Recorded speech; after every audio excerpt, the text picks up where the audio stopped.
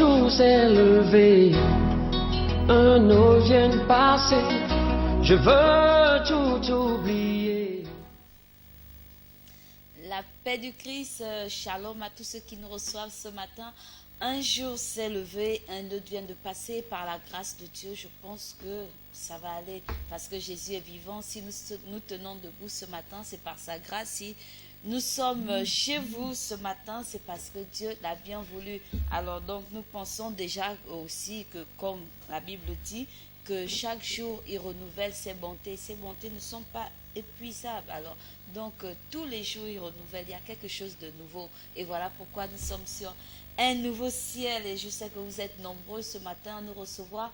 Et je peux vous donner la paix du Christ si vous me permettez. Je sais que c'est ce que nous voulons tous, recevoir la paix du Seigneur, parce que lui nous donne cette paix, pas comme les hommes ou les gens de ce monde peuvent nous donner une paix conditionnée. Ben, si vous voyez, on voit un peu avec les échanges internationaux, lorsqu'on te donne quelque chose, on va te conditionner. Bon, si vous voulez la paix, voilà les conventions que nous allons signer désormais.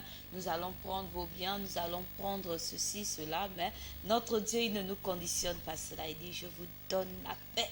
Et cette paix est sans pareil. Je pense que cette paix nous fait du bien. Et comme ce matin, ça me fait du bien.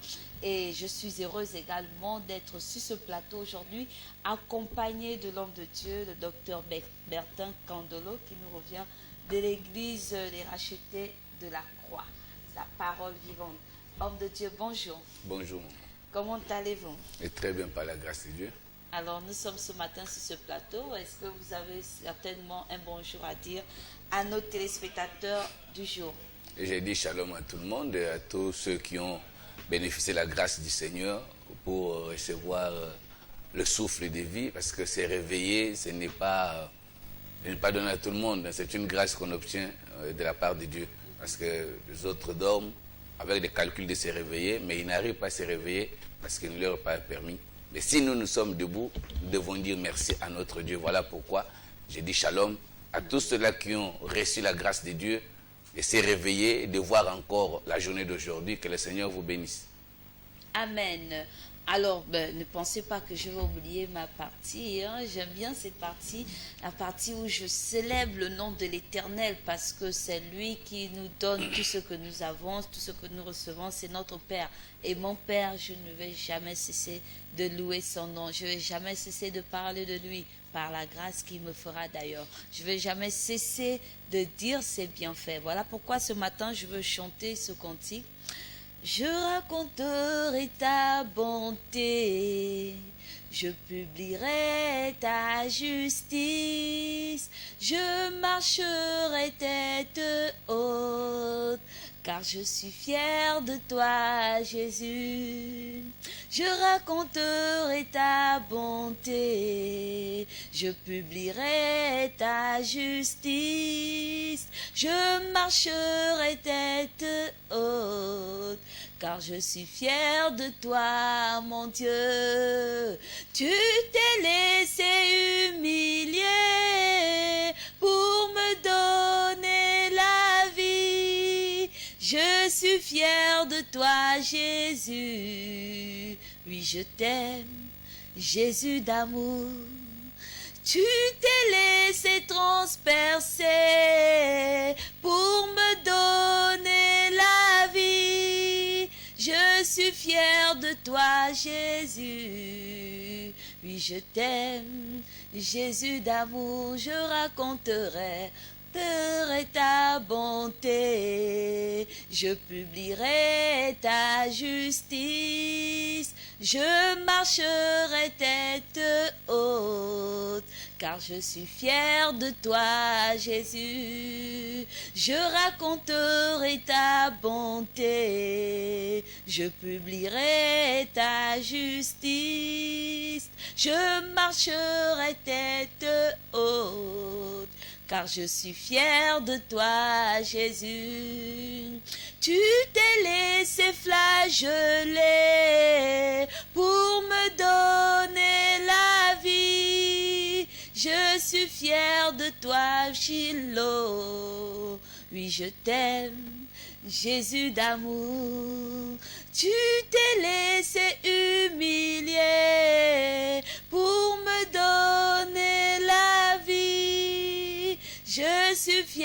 de toi, mon Père.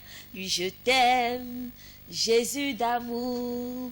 Oui, je ne cesserai de raconter ses bienfaits. C'est toute une vie de témoignage avec la marche du Seigneur. Donc, je pense que toi, de ton côté, tu peux raconter les bienfaits de ton Dieu. Il ne suffit pas que tu rencontres quelque chose d'extraordinaire d'après toi, parce que pour moi, ce qui est plus extra, c'est de me réveiller et de me tenir ce matin et de communiquer avec vous. Waouh, c'est très merveilleux et je bénis mon Dieu pour cela. Et pour le cas des annonces, nous n'avons pas reçu des chantres toujours.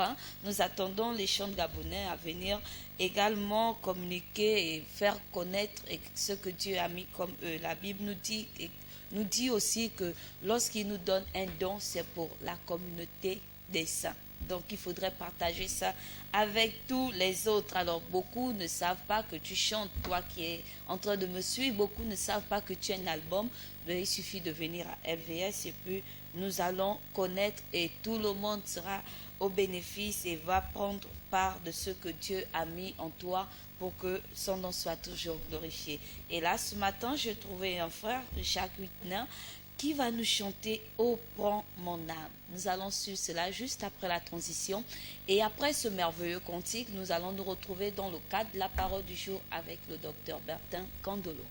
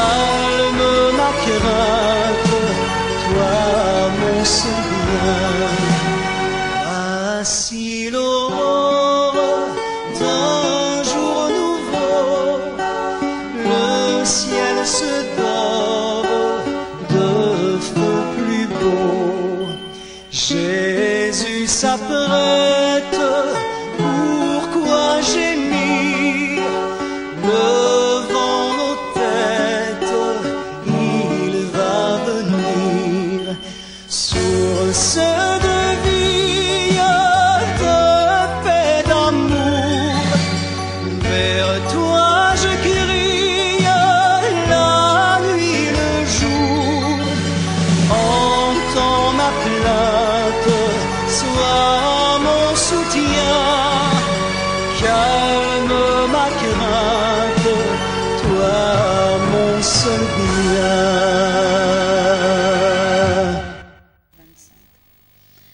Ok, nous voici de retour sur le plateau. J'ai aimé ce cantique. J'espère que nous avons partagé le même sentiment. Est-ce que nous pouvons prendre aussi l'avis du docteur Kondolo? Comment vous avez trouvé ce cantique d'adoration avec le frère Jacques Wickner? C'est un bon cantique et puis ça amène et puis c'est trop profond.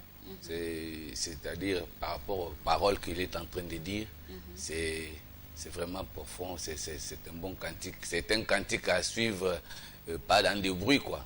Oui. C'est un cantique à suivre tranquillement. Et c'est là où on peut comprendre, on peut savourer les bienfaits de ce cantique. Ok. Alors, dans ce même langue, je voudrais savoir aussi, et tout le peuple d'ailleurs de LVS TV, demander et savoir quelle est la bonne nouvelle de ce matin. Alors, ce matin, nous venons consoler, nous venons édifier une personne qui a envie d'être édifiée, une personne qui se laisse, qui est disposée, qui se laisse à Jésus-Christ pour qu'il puisse prendre soin de lui. Nous venons lui répondre à une question qui se pose, il dit pourquoi cela t'arrive-t-il? Voilà le sujet du jour, pourquoi cela t'arrive-t-il? Donc, nous sommes venus pour répondre à cette question, parce que c'est une question que beaucoup de gens se posent et que ce sont des questions, ou c'est une question qu'on nous pose aussi en tant que chrétiens. Pourquoi cela t'arrive alors que toi tu es chrétien? Pourquoi? Et tu as Jésus dans voilà, ta vie. voilà. Mais comment cela peut t'arriver? Toi, vraiment, toi qui te dis, toi qui pries chaque jour, comment cela peut... Bon, et c'est ça le problème. Et nous sommes venus pour résoudre ce problème ce matin. Ok, gloire soit rendue à notre Dieu. Et là, nous allons juste laisser la transition et le docteur va nous donner des réponses à cette question. Pourquoi cela t'arrive-t-il? Alors, tiens-toi bien et ouvre déjà. Prends ta Bible si tu nous suis. Prends ta Bible parce que juste après, nous allons rentrer dans la parole du jour.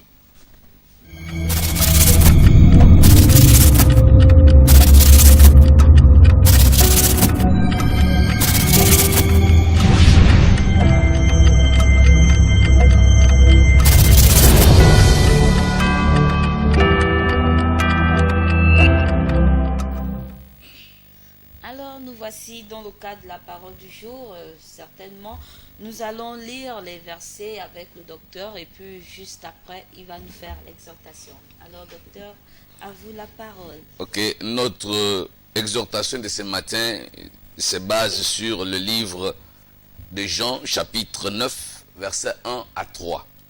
Il est écrit, Jésus vit en passant un homme aveugle de naissance. Ses disciples lui posèrent cette question.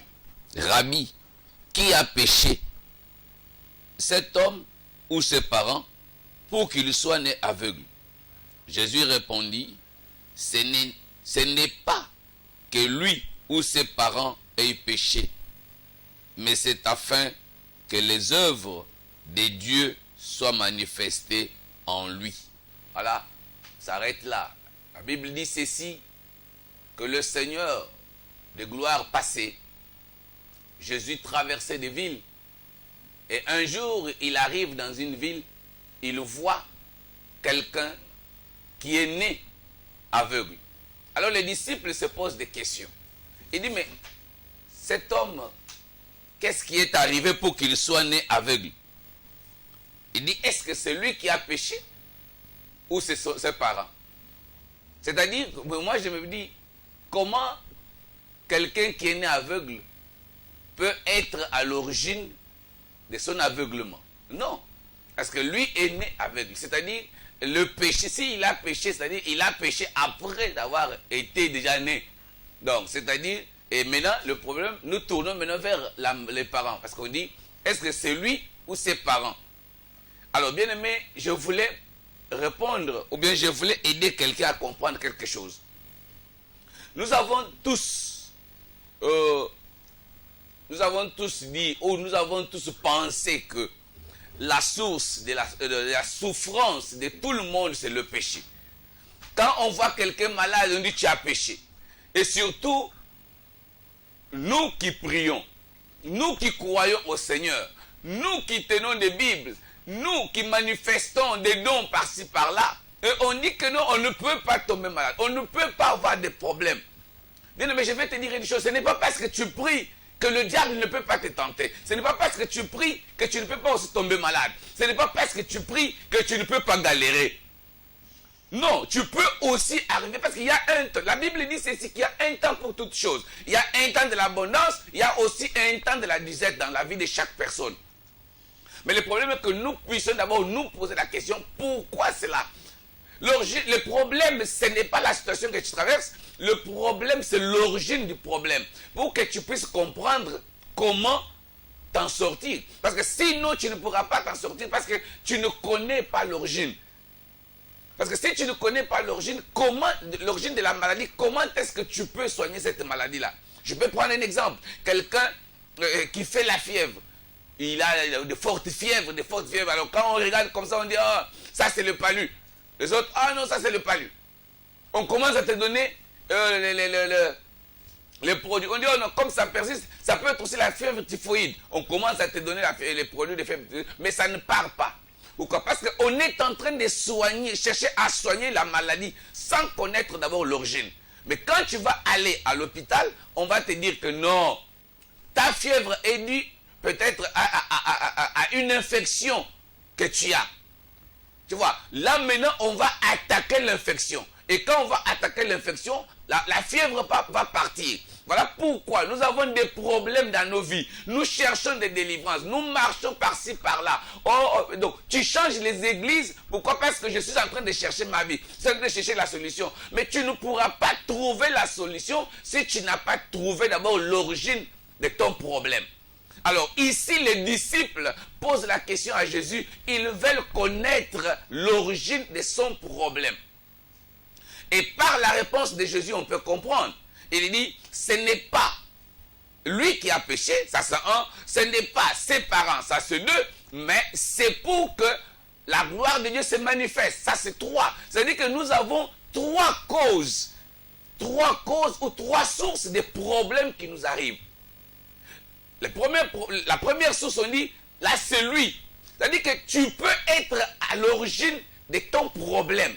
Bien-aimé, voilà pourquoi la Bible dit ceci. Dans Jérémie chapitre 2, verset 17, le Seigneur pose la question, il dit, pourquoi cela t'arrive-t-il? Ce n'est pas il dit, parce que tu as abandonné l'Éternel Dieu. Tu as laissé la source d'eau vive pour aller boire l'eau de la pluie.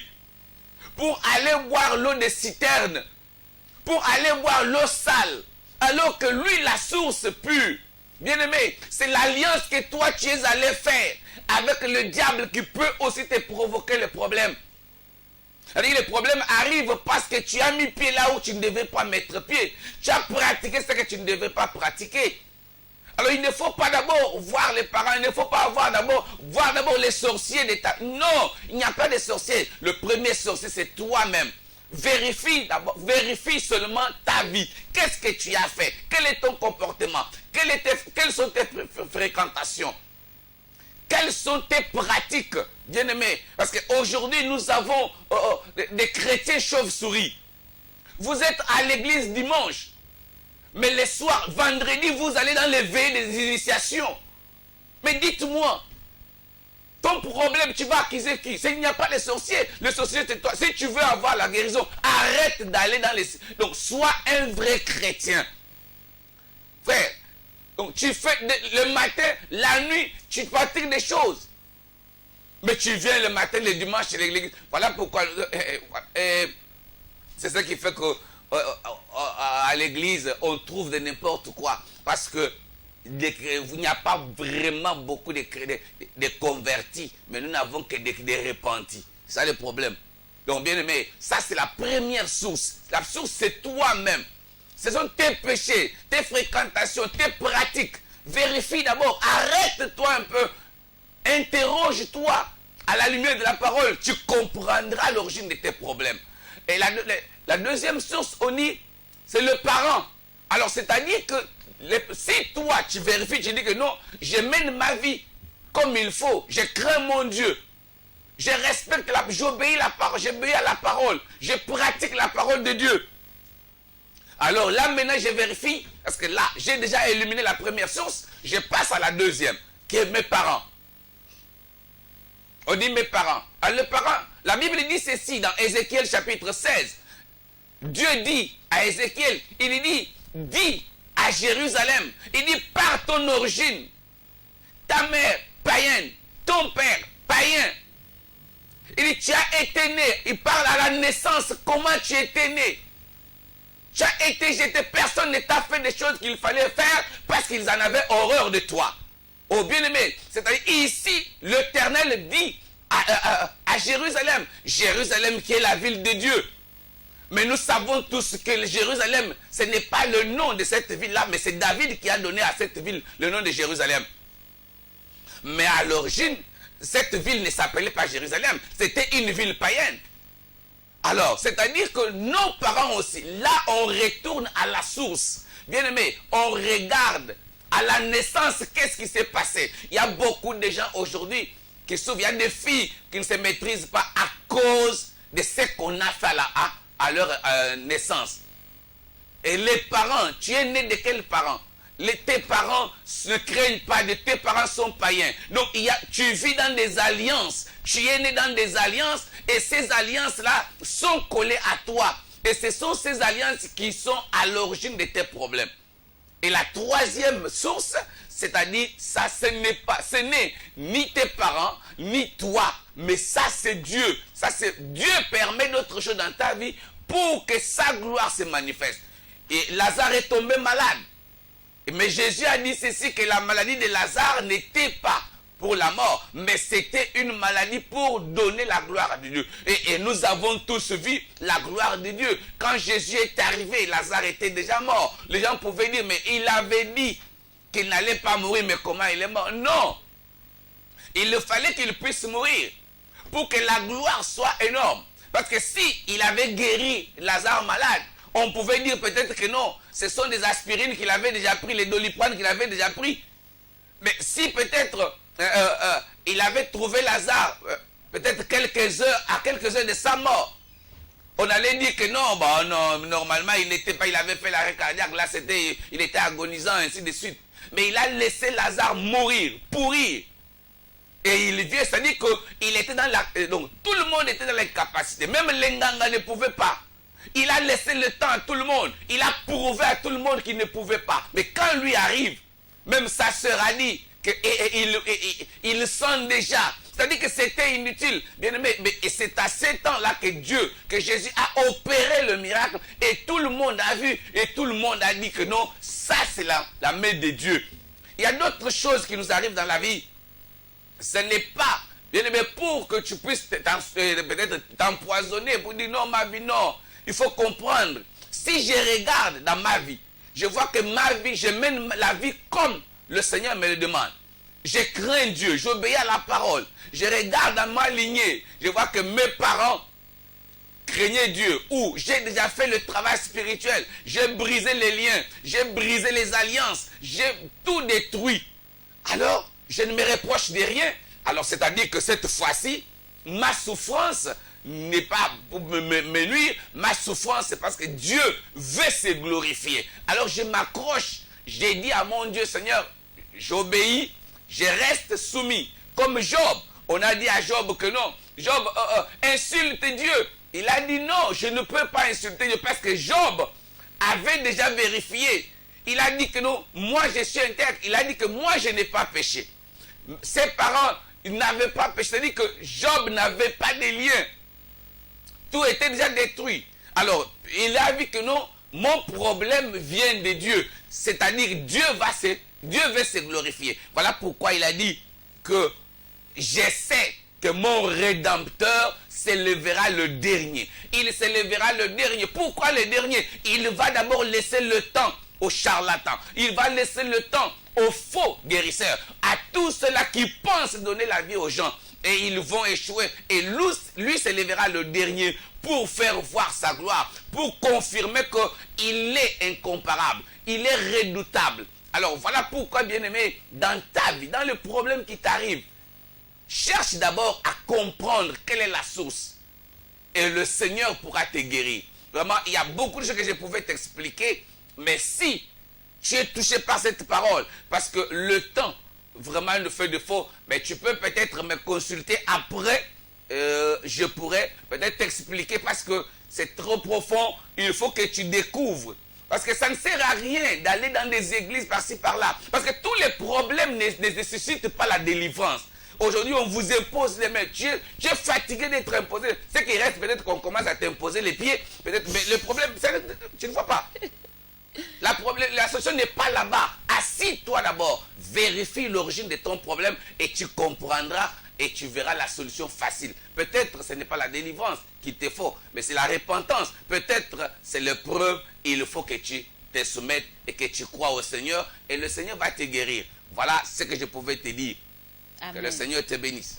Amen, amen, amen. Homme de Dieu, nous bénissons cette parole et ce que Dieu a mis en vous comme révélation ce matin pour parler à ses enfants. Alors nous allons marquer une pause et juste après nous allons revenir.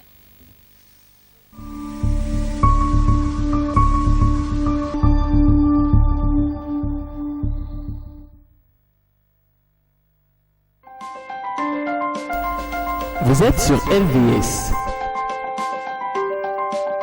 Vous êtes opérateur économique, entité religieuse ou particulier.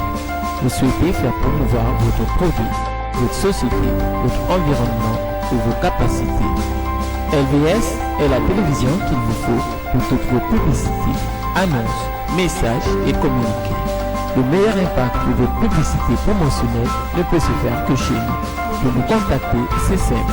Composez le 01 77 23 73, le 06 83 00 26. La meilleure publicité promotionnelle, c'est sur LVS. LVS, sauvons nos âmes.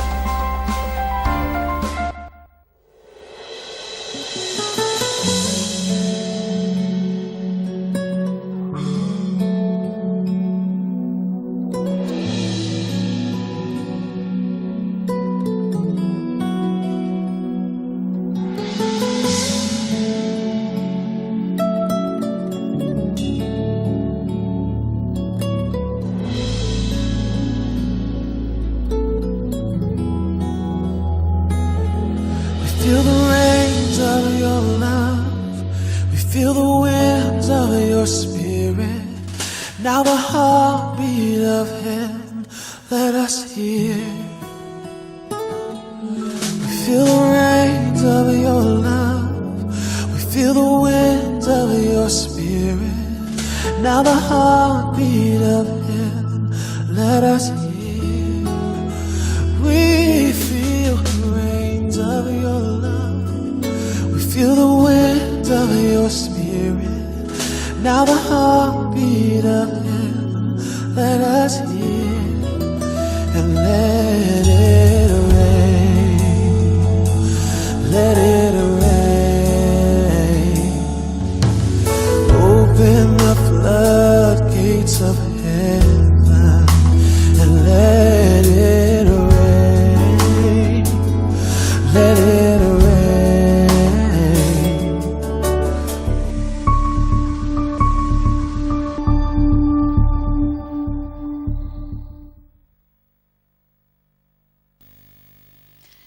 De retour sur le plateau, nous sommes toujours dans le cadre de la parole du jour. Et la parole du jour, pour ceux qui prennent l'émission en cours, vous pouvez vous retrouver dans l'évangile de Jean, au chapitre 9, versets 1 à 3. Alors, le thème de ce matin, c'est « Pourquoi cela m'arrive-t-il de inspiré par l'Éternel à son serviteur, le docteur Bertin Candelo ?» Alors, papa, nous voulons aussi savoir... Pourquoi cela m'arrive-t-il? On a compris beaucoup de choses. Donc, certainement, un homme est en train de regarder et dire, mais est-ce que lorsque l'homme de Dieu va me donner un protocole à suivre comme la délivrance ou encore un programme de prière, cet homme de Dieu n'est-il pas inspiré au lieu de me faire balader à gauche et à droite? Le problème, c'est...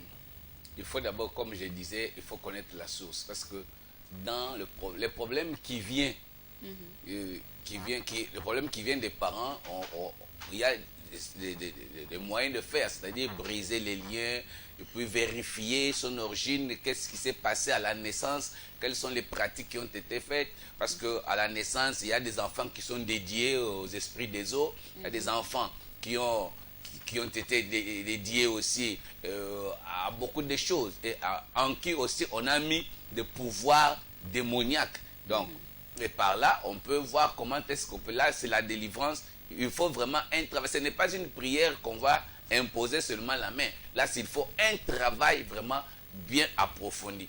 Alors, le problème peut-être par exemple de son problème à lui-même, et là maintenant on peut l'amener donc dans la confession, la repentance, et puis il peut changer de camp. Mais si c'est l'épreuve, on ne peut rien faire. On peut seulement les conseiller à persévérer, à garder foi, à rester toujours dans la présence de Dieu.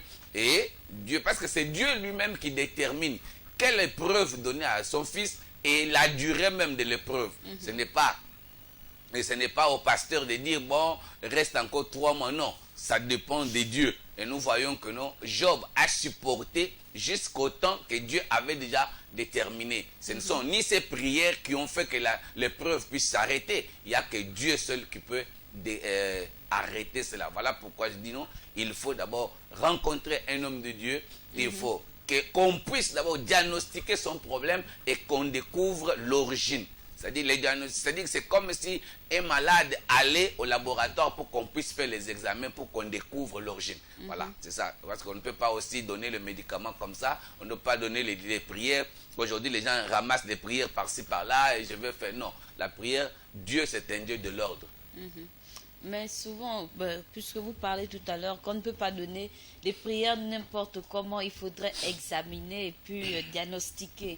Mais il arrive souvent qu'on diagnostique et puis l'homme de Dieu trouve que c'est peut-être un temps de délivrance et puis la personne ne change pas, c'est toujours pareil, la même chose reste toujours. Est-ce que le diagnostic a été bien dit ou bien c'est la personne qui n'a pas suivi peut-être le protocole? Mais le problème, si tu peux partir, tu pars chez le médecin il voit la maladie, il voit les causes, il écrit, il te donne l'ordonnance. Tu achètes le médicament, mais il te donne comment, la posologie dit comment est-ce que tu dois prendre le médicament là.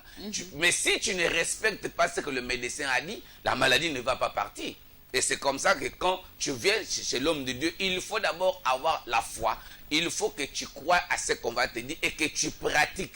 Maintenant, si il n'y a pas la solution, c'est-à-dire que l'homme de Dieu a fait sa part comme le médecin, mais le problème maintenant revient au malade, au patient. C'est lui maintenant qui a peut-être... Parce que s'il n'y a pas une sincérité, il n'y a pas l'honnêteté, il n'y a pas la vraie repentance, alors les prières ne vont pas opérer dans sa vie. C'est-à-dire que le problème, là, le problème revient au malade. Mais souvent, on croise des personnes qui disent que mais si l'homme de Dieu dit que c'est à cause de ma foi, c'est peut-être parce qu'il n'a pas été efficace et puis du coup, il accuse le fidèle qui se retrouve dans cette situation. Est-ce que là aussi, on peut donner une réponse à tous ceux qui nous suivent? Mais le problème, ce n'est pas que, tu sais, il y a... Là, ce sont des gens qui cherchent à s'échapper pour rien. Il faut d'abord... Parce que tu vas voir que les gens pareils, ils passent des églises en église. Tu es venu chez moi, je n'étais pas efficace. Avec le même problème, tu es parti à Bethanie, il n'était pas efficace. Tu es parti à l'Alliance Chrétienne, ce n'était pas efficace. Tu es parti jusqu'à ce que tu vas te retrouver dans les temples des initiations. Alors, pour dire quoi? Que tous les pasteurs là n'étaient pas efficaces. Non, là le problème c'est toi. Le problème, il faut que tu t'arrêtes. Mais il y a des gens qui ne veulent pas. Vous savez, maman, il faut le problème. L'autre problème est que on ne peut pas délivrer, on ne peut pas soigner quelqu'un si la personne elle-même ne se reconnaît pas malade. Il faut que la personne reconnaisse que je suis malade et que la personne reconnaisse que non, j'ai le démon là. Parce que le pasteur va t'expliquer, il dit voilà, ça, les signes là prouvent que non, tu as tel problème, tu as tel démon, tu as ceci. Maintenant, si toi tu dis que bon, je peux prendre un exemple, quelqu'un qu'on dit bon, tu manges beaucoup, tu as un esprit de gloutonnerie. Il dit non, moi c'est ma nature, moi je mange comme ça. Tu vois, j'ai eu un cas à l'église où une femme, une soeur, une fille était possédée de l'esprit de sirène. Je lui ai dit que non, tu as l'esprit de sirène. Voilà les signes. Alors il faut qu'on fasse la délivrance. Elle-même a répondu, c'est intenante. Elle a dit non, docteur, moi je ne peux pas. Pourquoi? Parce qu'elle ne voulait pas. Parce qu'elle aimait son truc. Parce que cela lui donnait le succès, la séduction. Elle arrivait à séduire beaucoup de grandes personnalités. Et Et elle avait le succès. Maintenant, elle-même a su que si on brise cela, alors les succès vont prendre coup. Elle-même a refusé. Dis-moi, même si je pouvais le forcer à prier, elle n'allait pas être délivrée parce que son cœur n'était pas ouvert. Elle était fermée. Et c'est ça aussi le problème. Le problème, c'est la personne elle-même. Si la personne accepte qu'on chasse, accepte, c'est-à-dire qu'elle ouvre le cœur et la délivrance sera facile. Bon, pour une dernière question, est-ce qu'il y a eu un exemple typique, voyons dans les évangiles, que Jésus a croisé une personne et puis la personne a refusé d'être délivrée et puis il n'a rien fait, il a laissé la personne? Le problème est que quand vous regardez dans la Bible, Jésus n'a pas fait les miracles partout. Il y a des villes où il ne faisait pas de miracles. Pourquoi? Parce que il avait les gens n'avaient pas, et Jésus n'avait pas une considération dans cette ville-là. De deux, il y a quand il guérit, par exemple les Bartimée, les autres, il dit ta foi t'a guéri. Amen. Ta foi t'a guéri. C'est-à-dire que la foi, et la Bible dit que sans la foi, la foi est la base de toutes choses. Amen. Tu vois, la foi c'est quoi? C'est faire confiance. Mais celui qui a la foi, il vient. Je peux prendre un exemple de la femme qui avait souffert pendant 12 ans. Et elle est venue parce qu'elle s'est dit en elle-même, elle a reconnu d'abord qu'elle est malade. Oui. Elle est venue en elle-même en se disant que non, si je touche, je peux. C'est-à-dire, d'abord, ça commence d'abord par la conscience. La personne d'abord doit reconnaître, doit venir. Et si la personne n'est pas disposée, vraiment, il n'y a rien qui pourra se faire. C'est pourquoi Jésus est venu sur la terre. Il n'a pas guéri tout le monde. Oui. C'est-à-dire, il y a des gens qui ont vécu avec Jésus sur la terre, mais qui sont restés avec leurs problèmes. Ben, s'il y a un mot de la fin que vous pouvez donner juste avant. Le mot de la fin, je peux seulement exhorter les bien-aimés qui me suivent que nous avons tous des problèmes, mais souvent nous ne connaissons pas les causes. Voilà pourquoi le problème persiste.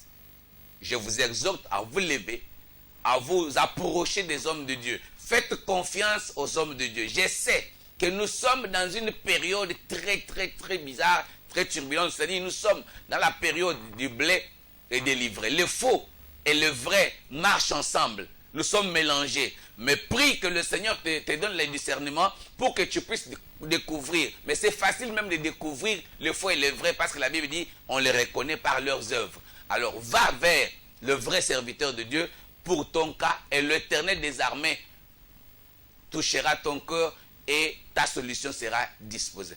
Amen. Alors, nous quittons rapidement le cadre de la parole du jour pour nous retourner dans les astuces. Et l'astuce ce matin, nous allons découvrir les différents noms de notre Dieu et leur signification, juste après la transition.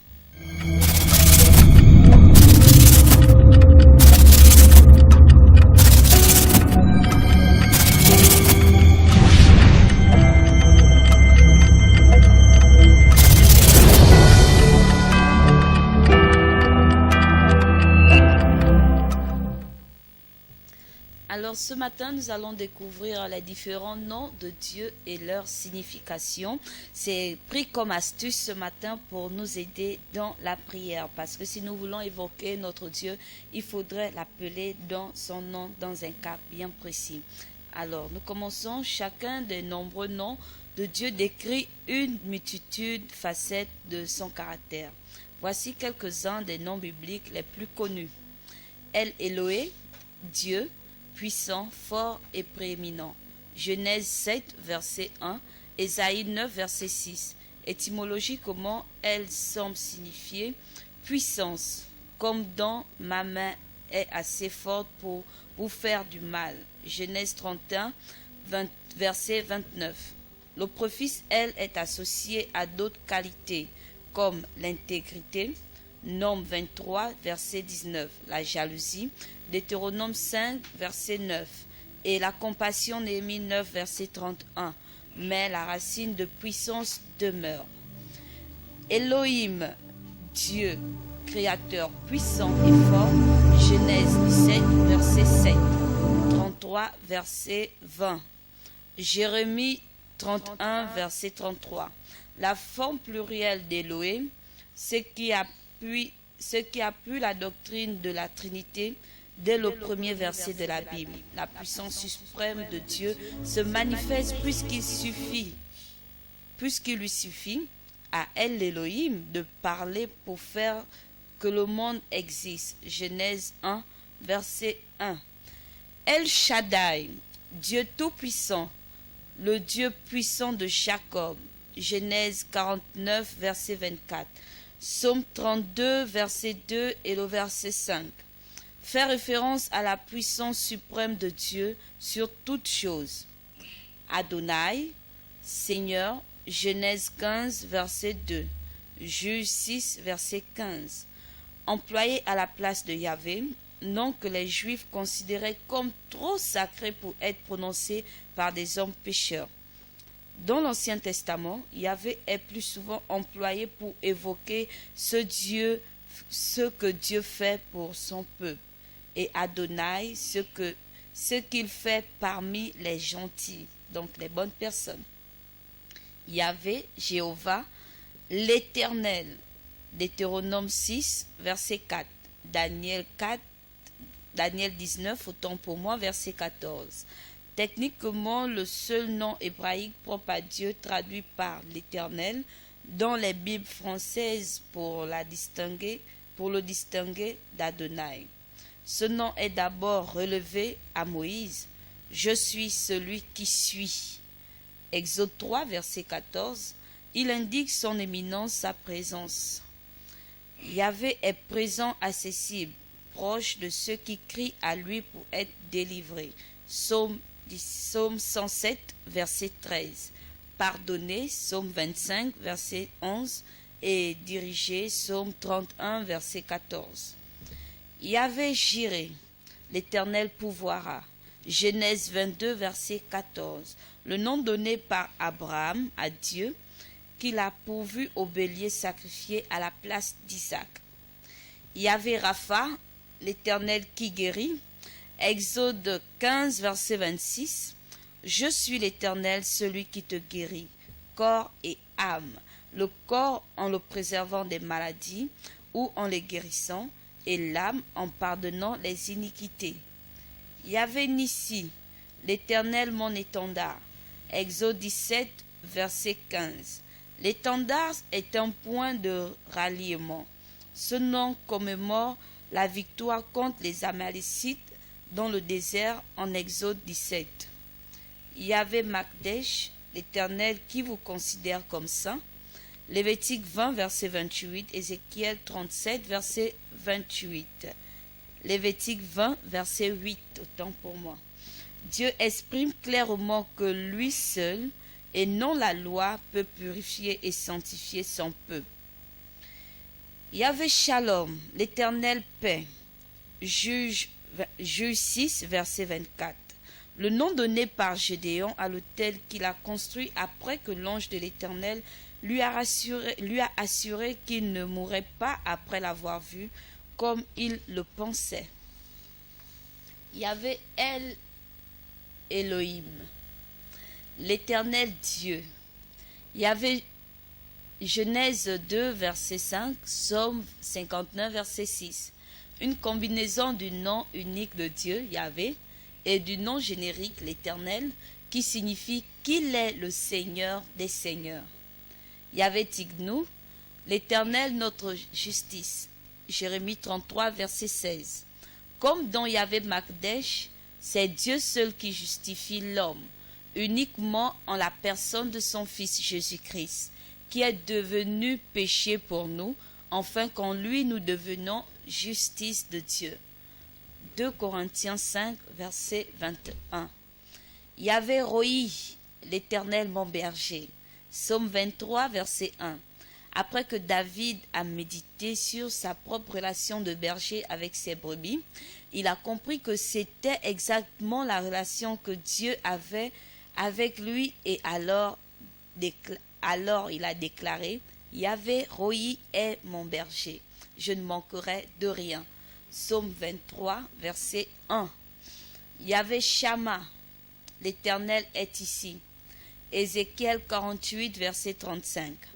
Le nom donné à Jérusalem et à son temple indiquant que la gloire de l'Éternel qui les avait quittés dans le passé, Ézéchiel 8, verset 11, était de retour. Ézéchiel 44, verset 1 à 4.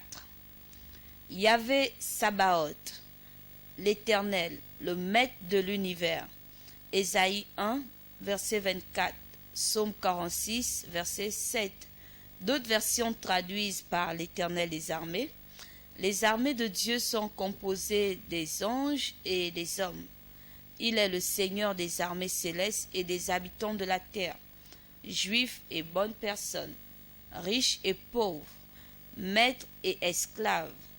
Ce nom exprime sa majesté, sa puissance et son autorité et montre qu'il est capable d'accomplir ce qu'il a déterminé. El Elyon, Dieu très haut, Deutéronome 26, verset 19, dérivé de la racine hébraïque monter ou gravir. Cela signifie que Dieu est au-dessus de tout. Et El Elyon dénote l'élévation et le droit absolu de régner. El Roi, Dieu qui voit. Genèse 16, verset 13. Ce nom donné à Dieu par Agar qui errait dans le désert, seul et désespéré, après avoir été chassé par Sarah, Genèse 16, versets 1 à 14, quand Agar a rencontré l'ange de l'Éternel, elle a pris conscience qu'elle avait vu Dieu lui-même dans une théophanie. Elle a aussi compris que El Roi l'avait vu dans la détresse et témoigné qu'il est Dieu vivant et qui voit tout. El Olam, Dieu d'éternité. Psaume 90, versets 1 à 13. La nature de Dieu n'a ni commencement ni fin. Il est hors de toute contrainte temporelle et il possède en lui-même la cause même du temps. D'éternité en éternité, tu es Dieu. El Gibor, Dieu puissant. Ésaïe 9, verset 5. C'est le nom qui décrit le Messie, Jésus-Christ, dans ce passage prophétique d'Ésaïe. Comme un puissant guerrier, le Messie, le Dieu puissant, détruira les ennemis de Dieu et régnera avec un sceptre de fer. Apocalypse 19, verset 15. Voici les quelques noms que nous avons relevés dans la Bible pour les astuces ce matin, pour connaître également les différents noms de notre Dieu. La liste, elle est longue. Nous bénissons notre Dieu pour ce temps et nous allons rentrer directement pour finir avec des annonces.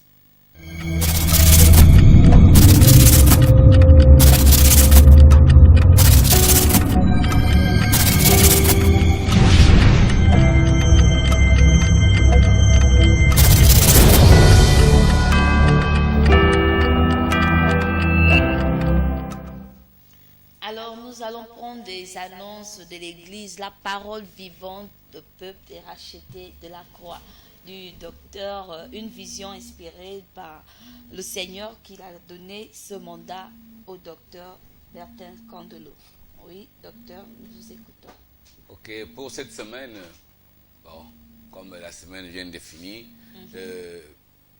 nous lançons l'appel, nous invitons les bien-aimés qui nous suivent à participer à notre grand culte que nous avons dimanche à 9h.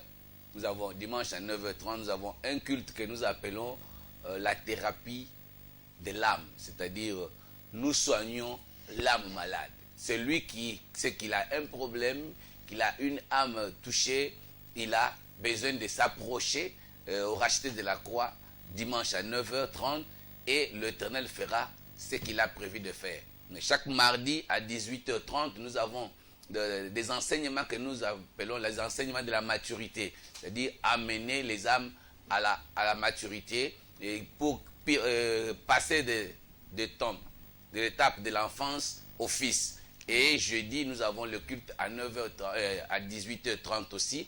Nous appelons la montagne d'exaucement. Là-bas, tout le monde amène son problème. C'est lui qui a un souci. On monte, on rencontre le Seigneur sur sa montagne et on descend avec la solution. Voilà notre programme pour la semaine. Ok. Alors, s'il y a des contacts à donner, puisque nous avons suivi l'exhortation, certainement il y aura des personnes qui voudront vous contacter juste après l'émission. Ceux qui veulent me contacter, je réponds au 07 90 02 53, 07 90 02 53 ou 06 84 46 85, 06 84 46 85, ou ceux qui sont sur Facebook peuvent me trouver facilement, et tapez seulement Dr Bertin Kandolo, vous pouvez me retrouver facilement et puis on peut dialoguer. Ok, nous bénissons notre Dieu pour ce temps. Nous sommes au terme de cette émission. Nous disons déjà encore merci à tous ceux qui nous suivent et nous saluons également toutes ces personnes. Et nous voulons rappeler justement le contact de LVS TV. Pour ceux qui veulent nous contacter, vous avez le 01 77 23 73, le 01 77 23 73 ou encore le 06 83 00 26, le 06 83 00 26. À partir de ce numéro, ces numéros, vous pouvez rentrer en contact avec l'équipe de LVS TV. Nous sommes à la fin de la semaine, nous allons nous retrouver le lundi lorsqu'il sera 8h. Nous vous disons déjà merci pour rester toujours, la parole reste toujours fréquente sur LVS, ne zappez pas, restez toujours en communion avec votre Dieu et rendez-vous dans les assemblées le dimanche. Alors, l'équipe de la LVS ce matin et celle de Un Nouveau Ciel se joint à moi pour vous saluer et vous dire merci. Juste rappeler qu'il y avait Chris Bersingolga à la caméra et Glenn Tumbu pour la réalisation et Madame Bolo pour le téléphone pour ceux qui vont appeler. Et vous avez vu Esthétique Chic dans ses œuvres. Et ce matin, nous sommes à la fin. Nous disons à tout le monde de garder leur âme plus que tout parce que c'est celle-là que le Seigneur viendra rechercher. Au revoir et bon week-end.